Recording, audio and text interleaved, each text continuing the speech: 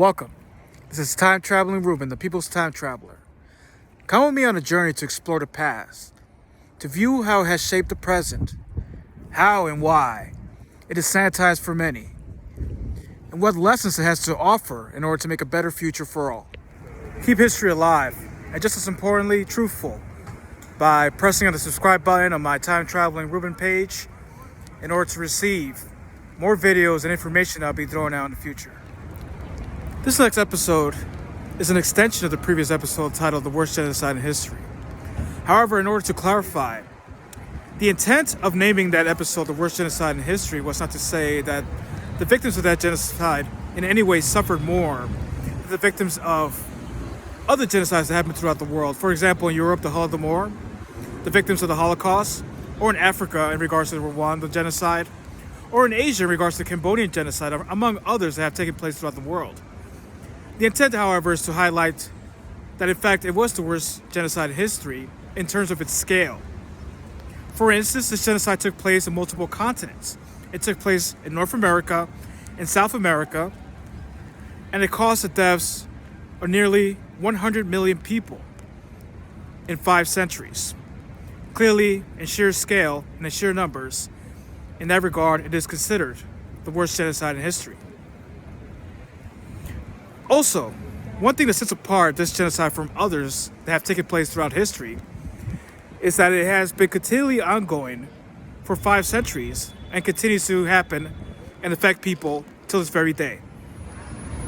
However, while discussing the past of this terrible genocide that took place on both North America and South America, but also in other continents such as Australia and New Zealand, where Europeans and descendants of Europeans carried out mass slaughter on a massive scale to the extent that it nearly wiped clean all these land masses of its original inhabitants. But aside from talking about this atrocity, today I'll be also talking about the culture, and the other historical achievements and significance overall of indigenous people, aside of just their suffering and their slaughter throughout history and continued oppression. Because the reality is, indigeneity, it's a lot more than that. It's also beautiful. It's about beautiful cultures. It's about, entire civilizations that once existed and, much like us, full of people living their regular lives and contributing to the survival of each other and to humanity itself. So we will start this episode by walking inside this museum here in New York City called the Museum of the American Indian. Indian being one of the names given to indigenous people, primarily because Christopher Columbus, when he arrived here, he thought he was in India, or some form of undiscovered island that the Spanish did not know in India. However, in reality, he actually ran into an entire continent. It's kind of like, pretty much what happened is that Christopher Columbus was sailing west. He actually was planning to land in Asia, but he essentially ran into a wall along the way. And in the process, he ran into this entire new landmass that the Europeans didn't know about, but it was already inhabited by somewhere between 6 to 10 million human beings, if not more. So I will start this episode by going inside this museum right here called the National Museum of the American Indian. It's a free museum. You could easily, anybody who lives on this planet could just walk in. Personally, I believe more museums like this should exist. You should have to pay for them, as a consumer, as a customer, to actually go inside. It should already be provided as a public service so that people know about history. I'm just going to go in and check out this museum, for what it's worth. It has some very good things in regards to indigenous cultures and history. But also, perhaps it's not perfect. A lot of history is still hidden in regards to this issue. Not to mention, like I said, what happened to these people, it still happened today. It's not recognized as a genocide by the United States government. or most governments in the Western Hemisphere or Europe. And why is that? Because essentially the system founded in Europe that continues today in the Western Hemisphere and throughout the world still depends on the exploitation of indigenous people to benefit a few rich elites or owners in this world, in this country and throughout the world. So anyways, I'm just going to go in right now and we'll be talking about what this museum has to offer in regards to the legacy of indigenous people, the original human inhabitants of North, South, and also Central America, or what is now known as North, South, and Central America. So here I am. I have actually entered the museum. And the very first thing we have here is a form of display pretty much showing Native American service in the United States military throughout its history.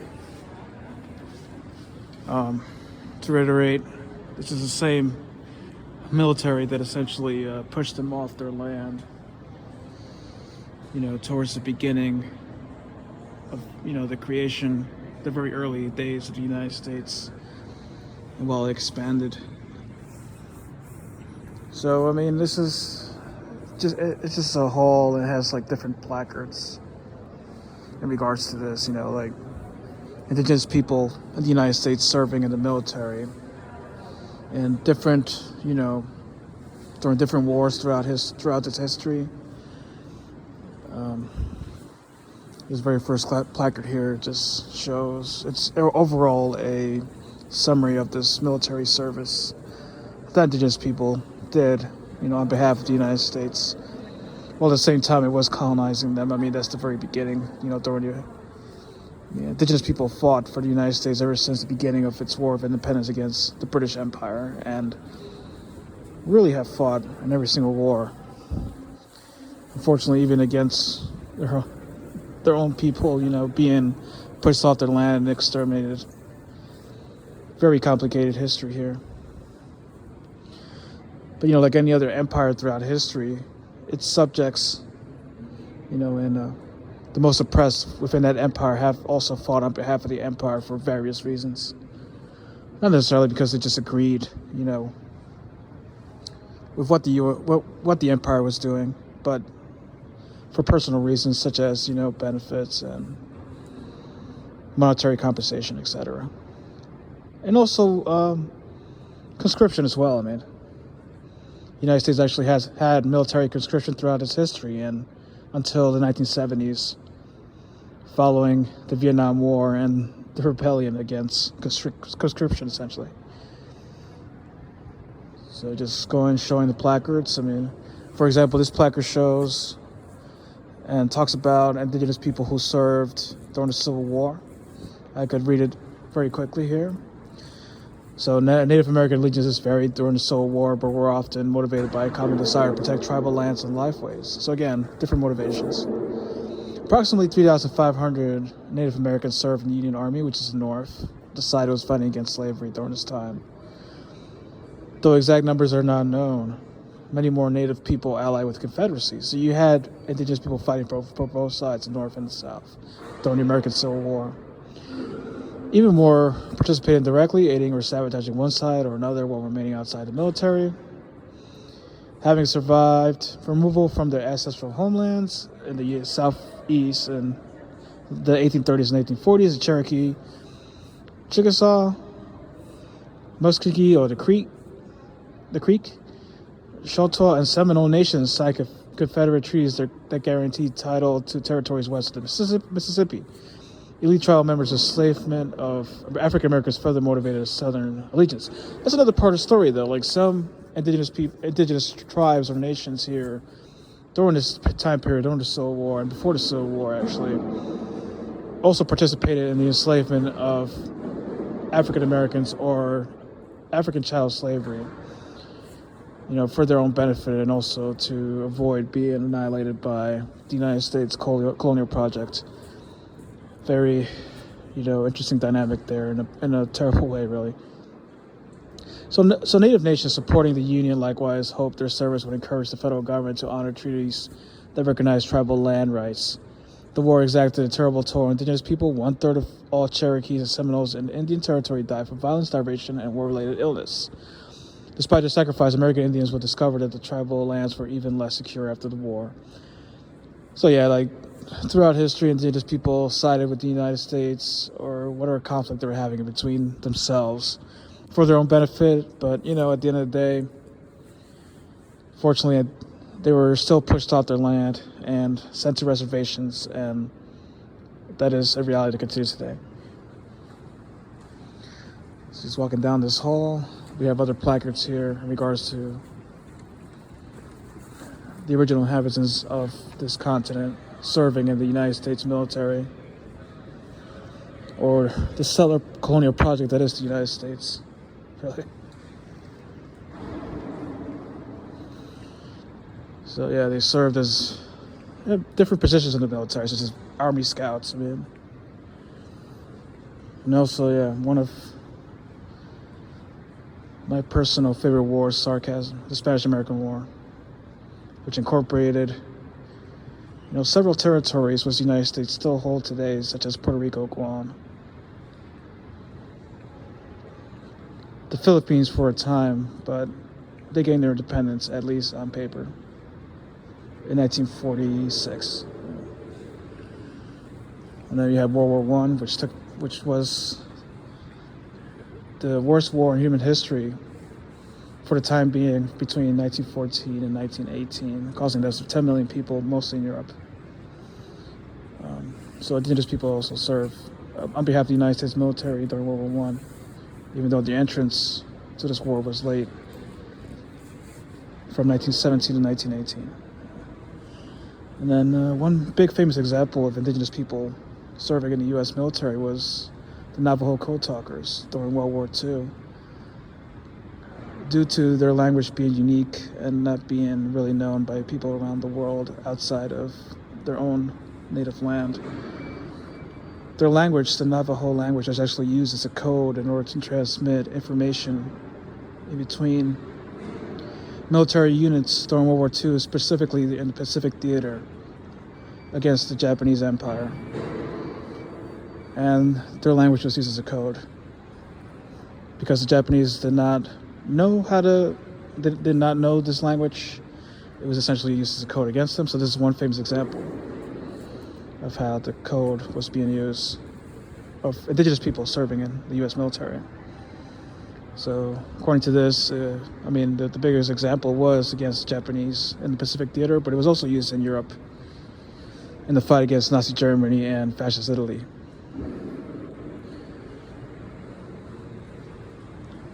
So walking over here, next placard, continuation of World War II. I see the raising of the flag, of the American flag, on Iwo Jima. That's a famous picture used to promote war bonds here in the United States during World War II. And yeah, one of the flag bearers of in this picture, actually, which the flag was placed on top of a dormant volcano on the island of Iwo Jima, following this very brutal battle in the Pacific Ocean against Japan. One of the flag bearers was Ira Hayes, indigenous person in the United States Marine Corps. Over here it says, throughout World War II, which took place between 1939 and 1945, even the United States, entered World War II late once again. As was the case of World War I, they entered in 1941 following the attack on the naval station, which was also on indigenous land, Hawaii, but that's another story. The attack on the naval station of Pearl Harbor. So approximately 400,000 indigenous people, including 800 women, served during World War II. And this is essentially a continuation of that first placard. And this one is about the Alaska Territorial Guard. So essentially, indigenous people who live in Alaska were keeping guard, from the Japanese Empire. who at one point actually invaded and occupied the Aleutian Islands. And then this war, Korea. War between 1950 and 1953, ended in a stalemate, and the rest is history. It's essentially a frozen war between North and South Korea. North being backed by the Soviet Union, China, and the South being backed by the United States and the Western powers, essentially, Britain, France, etc. Indigenous people also served this. Approximately 10,000 indigenous people served in the Korean War between 1951 and 1953.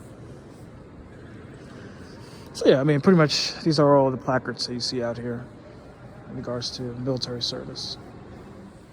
All right, so now I'm entering this exhibition. It's called The Infinity of Nations. Let's take a look of essentially an art exhibit of indigenous cultures. And this part actually starts in the southeast region of what is now the United States. So this art exhibition is mainly focused on the southeast region of the United States and the people who used to populate that area before European colonialism.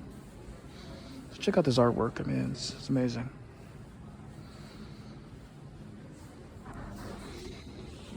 Over here you have kilts. You have quilts.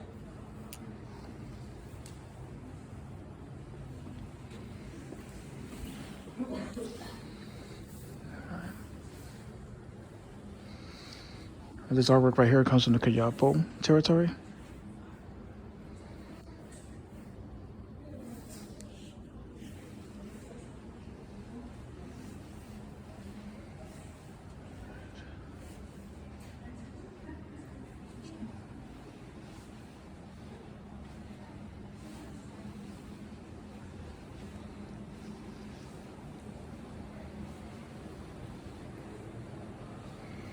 Two other spears. And this is from the Mapuche territory. And this is all from the southeast United States, or what is now the southeast United States. Spears for hunting and also an assuming warfare. So you got this bow right here. Many arrows. And the bow and arrow being one of the most universal weapons throughout the entire world. I mean, it's seen in many regions throughout the world. It's been used in many regions throughout the world, throughout history. So check out the sculpture right here. This is it's actually a whistle. Interesting. It's called Mapuche whistle. Mapuche whistle. So it actually ranges somewhere between 2015 and 1500 in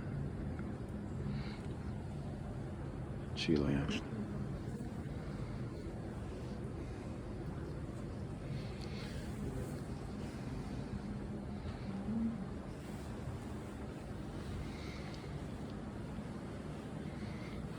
So this is actually South America territory. This is what is now South America. This artwork here, this pottery and sculptures are actually from nations in South America, what is now Peru, Argentina.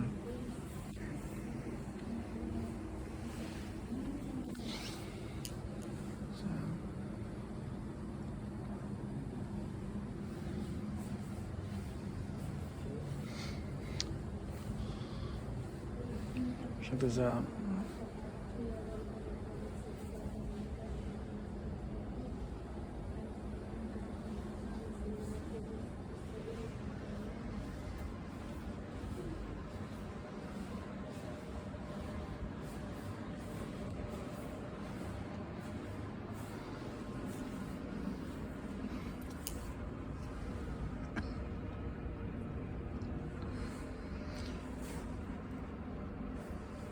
Now this is a collection of clothing parts, such as this headdress right here. Well, this particular feather headdress or cape, as it says here, Comes from Brazil. It's made of macaw feathers, heron feathers, and cotton cordage.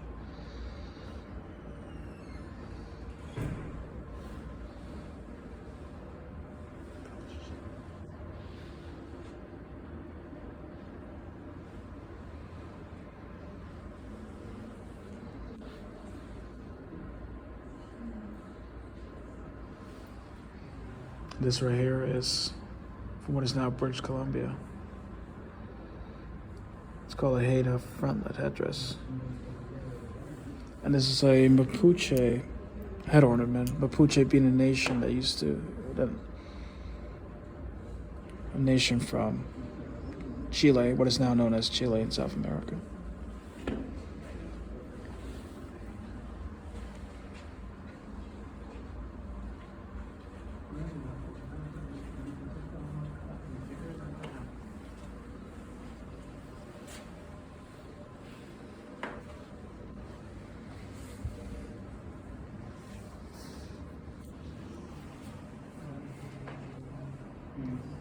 So, long before Columbus set sail, native peoples had settled the Western Hemisphere, from Tierra del Fuego to the Arctic. Far from the vast and empty wilderness, by 1492, the Americas were home to societies ranging from loose confederations to small hunting, fishing, and farming villages to empires administered from great cities. As early as 1626, French missionaries and the colonial eager to establish commercial and diplomatic alliances described the people in the world as an infinity of nations. Interesting. Here in the museum offers us a view of the cultural inheritance of Native Americans.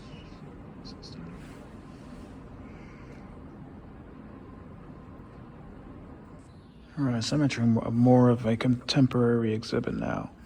So this is mainly about native photographers in the field, or pretty much photos in regards to native issues that are faced by the community today.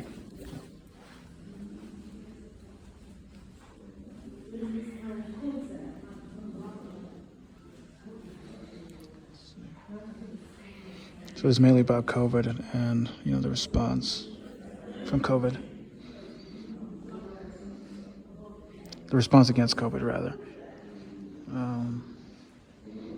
COVID-19, in particular, hitting the indigenous communities here in the United States the hardest. Indigenous people overall being one of the hardest hit by COVID-19. That's what's the case of other communities of color that were disproportionately affected by COVID.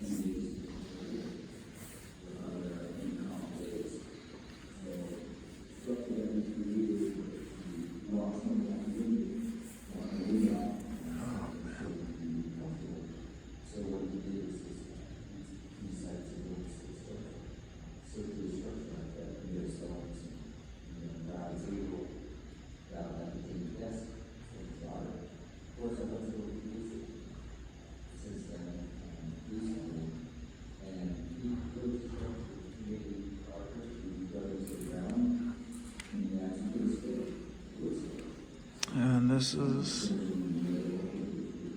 pictures from a Black Lives Matter protest, a movement I was a part of. But this one in particular was taken in New Mexico.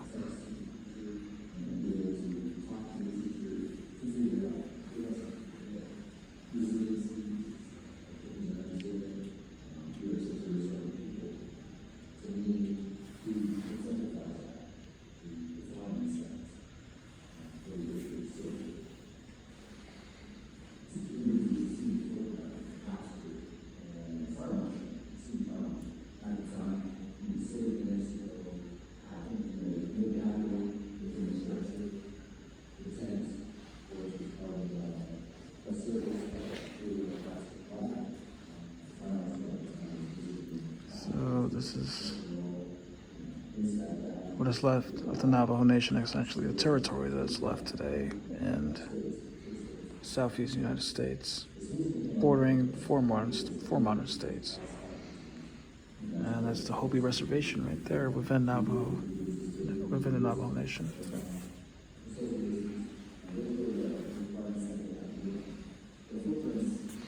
Overall, this is describing how COVID-19 affected the Navajo Nation.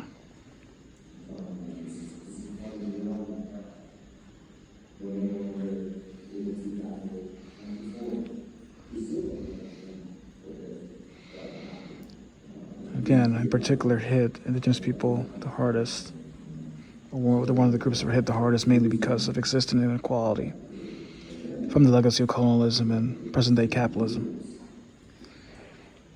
Basically everything that's already affecting them under the current society and system created the conditions to make COVID impact them particularly worse compared to larger swaths of the population.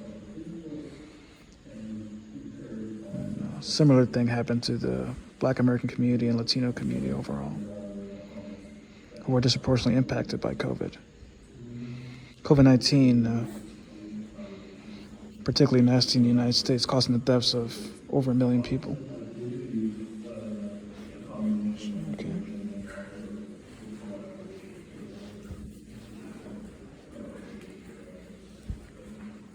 1 million people being more than any other country on the planet.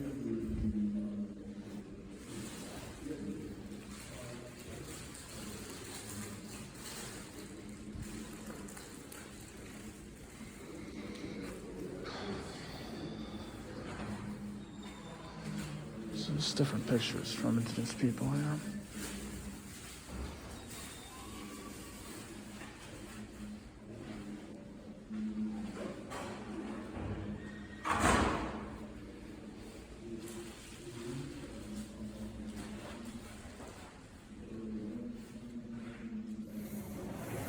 All right, so far we visited 2 galleries in this museum, or the Museum of the American Indian here in New York City by Battery Park.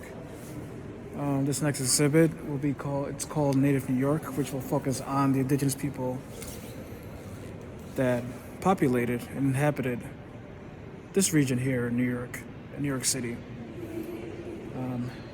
But also to an extent still do. So we'll check it out.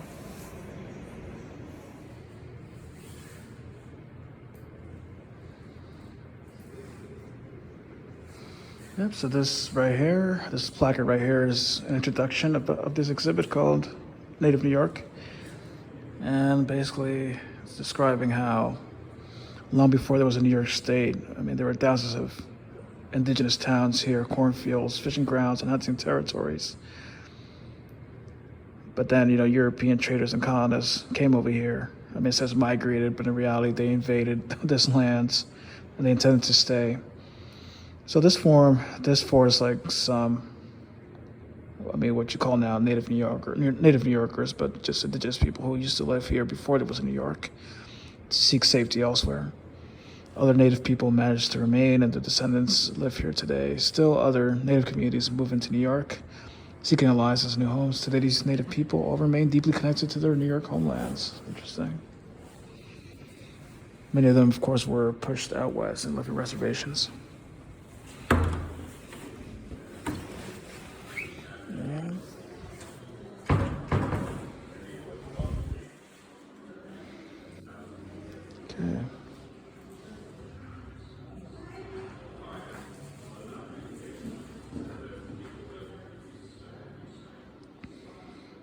Different names of the nations that used to live here, what is now New York, and also the names of certain places, how they were named by indigenous people who used to live here. For example, Manhattan used to be called Manhattan, or the island of many hills, by the original inhabitants who were the Munsi Lenape here in New York City, actually.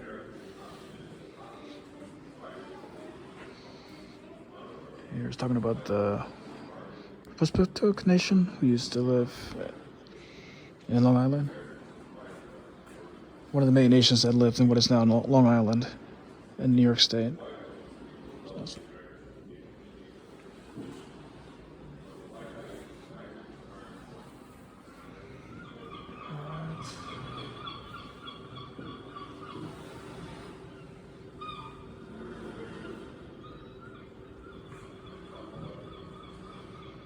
So this was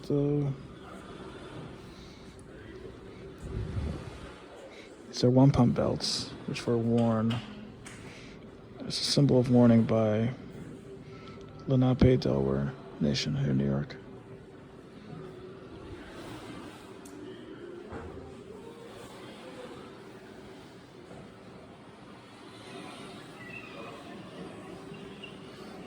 Yeah, more artifacts here. So these are artifacts from the Shinnecock Nation, who also used to inhabit Long Island. You see here what appears to be a harpoon used for whaling.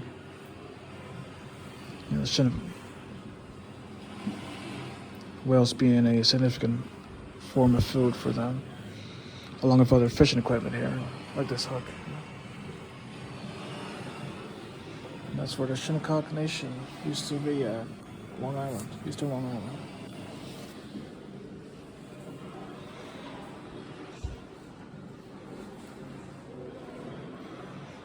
And this is from the Timucunk Nation.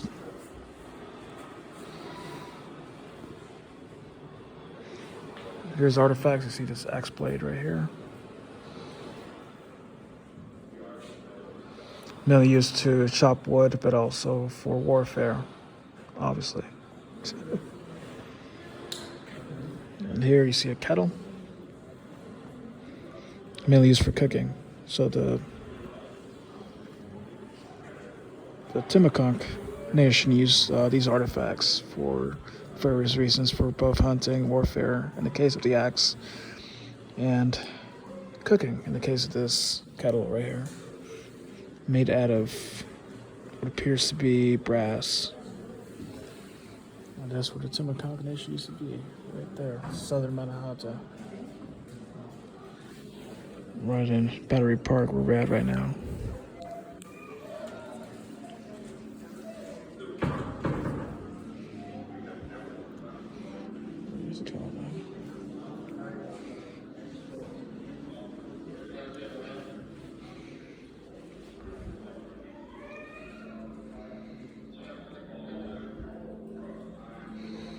So this is the Shara Kakak.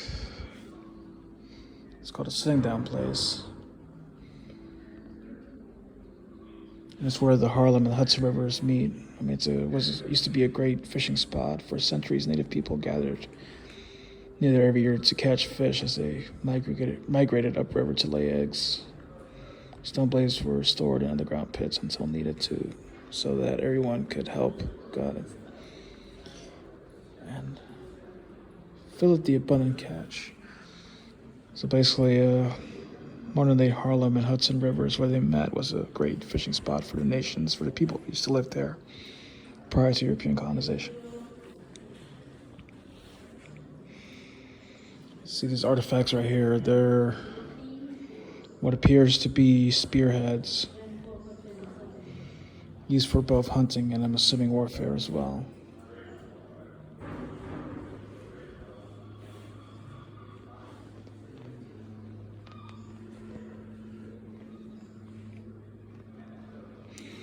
Here's more spearheads from the nations that used to live here in New York, what is now New York. More spearheads. Mainly for hunting, but also warfare and self-defense, etc.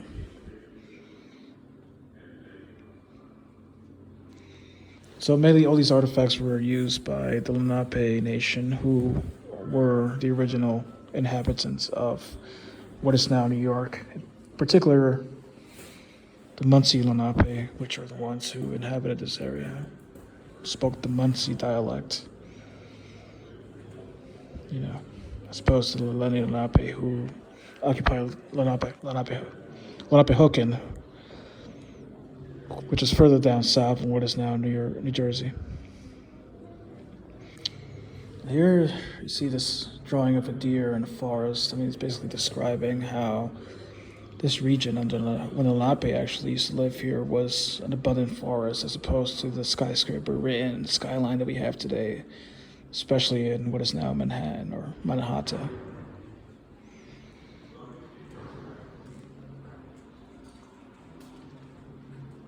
Here says, though they grew crops, the Lenape spent most of their time hunting, fishing, and gathering wild plants in the forests that covered the island. They made and used tools like these to hunt deer, beaver, wild turkey, bear, and other animals. See, long before it became one of the world's busiest intersections, Times Square was the site of a red maple swamp and beaver pond. So this is basically a drawing of what Times Square looked like in 1609 prior to, being the center of consumerism here in New York.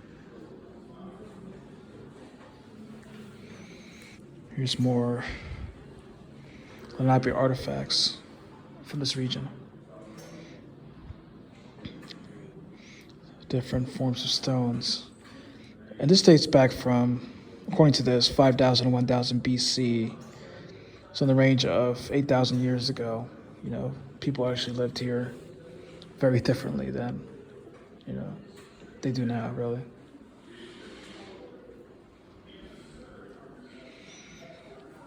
Yes, we have more Lenape artifacts here. Very amazing.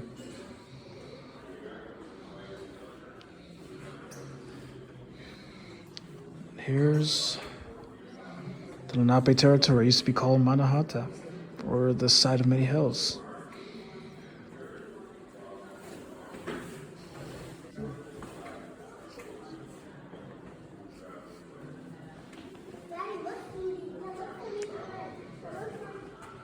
The island's original residents, the Lenape, knew it as Manhattan, meaning place for gathering wood to make bows. Even in distant past, you could find whatever you needed here. Forests filled with fruits, nuts, and animals, plentiful trees for making canoes, tools, homes, waterways, fish, shellfish, seals, and whales. Easy access to routes for trade with other native peoples.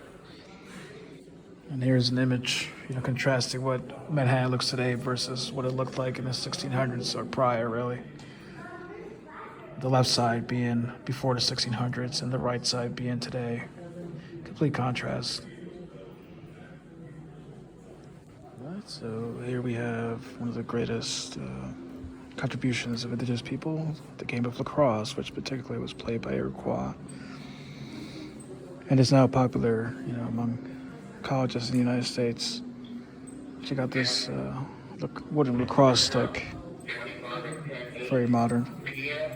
This one goes back to the 1895. This wooden lacrosse stick right here. Lacrosse being a popular modern sport in colleges throughout the United States, similar to association football or soccer and hockey, only it's a stick of a net. Similar concept though. Here you have, the Iroquois Nation actually is the only indigenous nation throughout the entire world that is represented independently as a nation participating in international competition, in this case the sport of lacrosse, which was initially founded in the Iroquois Confederacy.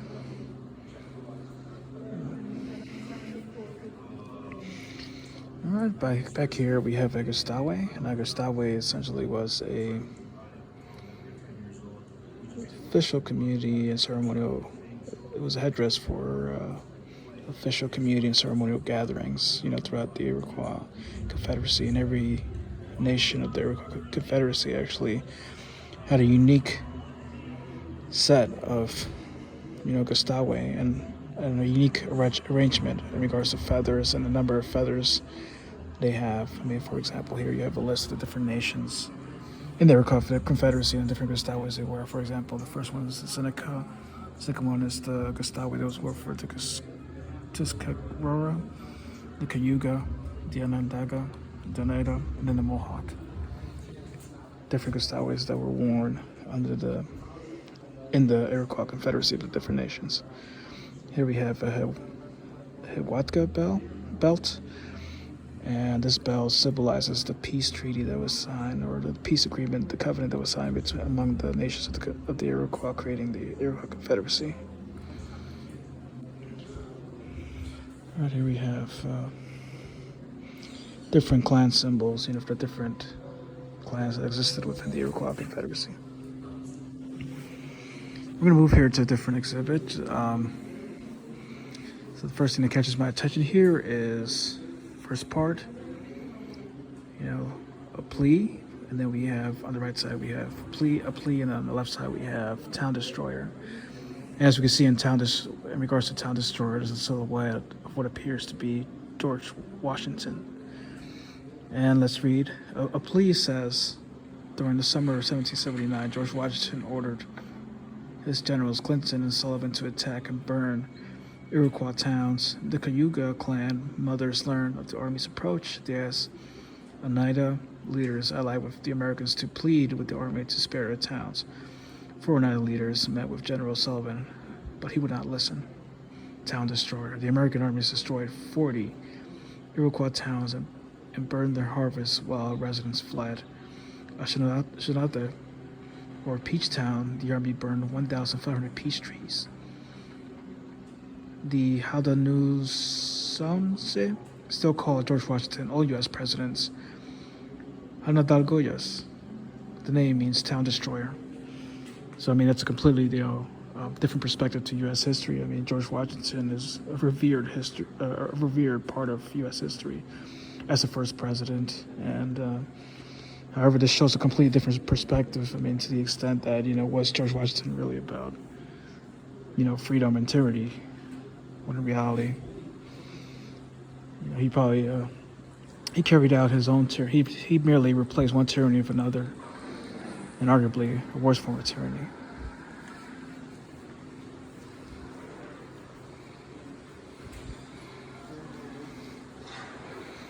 Here we have more artifacts, modern artifacts representing, different nations of the Iroquois Confederacy.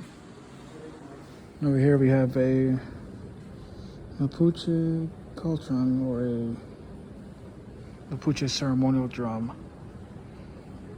from modern-day Chile.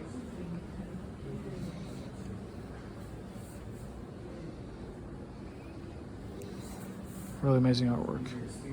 Ceremonial drum. Let's see what this is about.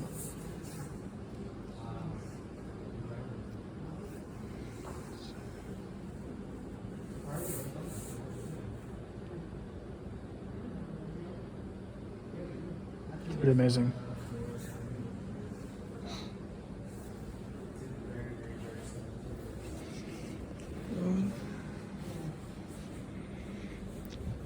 She got this Mapuche Mashira wave pole. It's a huge wooden pole from what is now called Chile, South America, from the Mapuche nation. Another artifact. This is a Mariano Flores Cananga. It was actually carved by a Quechua speaker somewhere between 1850 and 1925 in what is now called Peru. Look at their amazing carving. Almost very perfect. Alright, check this out. This is a Maya stone from the Mayan Empire describing a ball player, which, during the Mayan Empire, they had a ceremonial ball game to honor the gods. And this is a depiction of that. This actually comes from modern-day Guatemala. And this stone in particular was created somewhere between 600 and 750 AD. So it's over 1,000 years old. It's amazing, describing the ball games that were played there ceremoniously, ultimately ending in human sacrifice as well. And these right here are Olmec artifacts, civilization in Mesoamerica between 1500 and 400 BC. So it predates both the Mayan and Aztec empires in that region. And these artifacts here are mainly jade and greenstones that were important in regards to trade, and they were traded throughout, Mesoamerica during the time of the Olmec Empire or the Olmec civilization, and afterwards as well. And they were mainly maintained as royal heirlooms. I mean, these stones were mainly used, for ornaments, such as ear flares, necklaces, pendants, things of that nature. And they're mainly worn by people who had rank, royal rank within the Olmec civilization during this time period, between 1500 and 400 BC or before Christ, or BCE, before the Common Era. I mean, that's the new historical time marker. So it doesn't appear so Eurocentric, really. Yeah, check out this jade. These jade heirlooms that were traded during this time. Very amazing.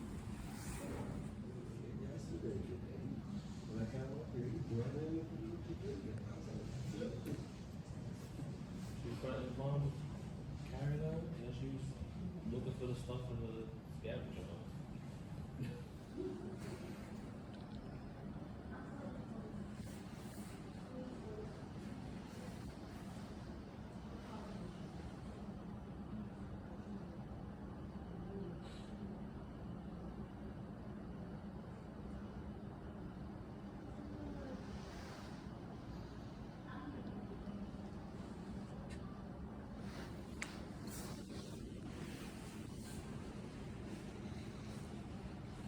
In different regions of Latin America, different nations that used to live here.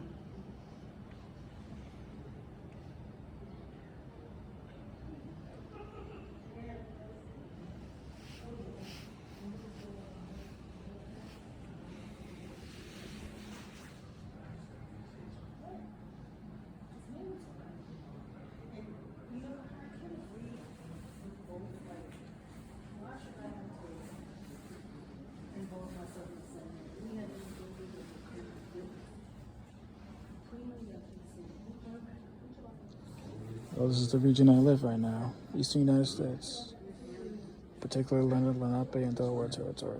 So, it's the wetlands.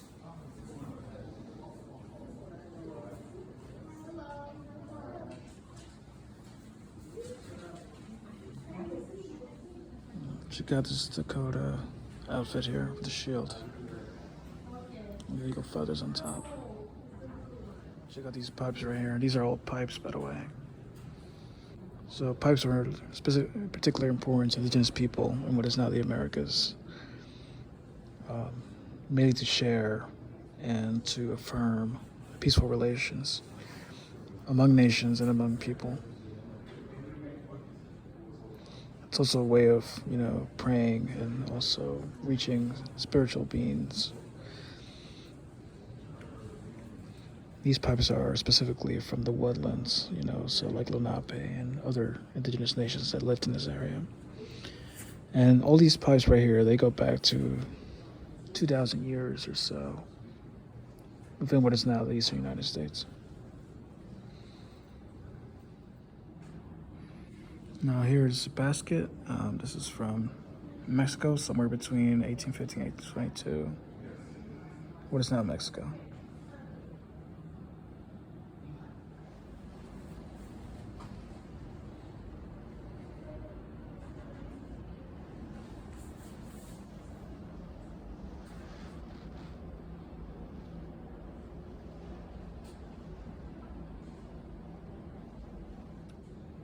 So this is a halamis, or a seaweed, or smoky top from what is now Vancouver Island in British Columbia in Canada.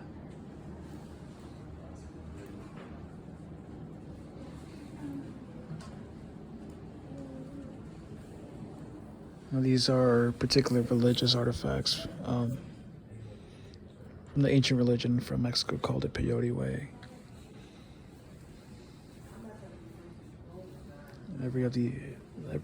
every single one of these artifacts have a particular significance in this religion.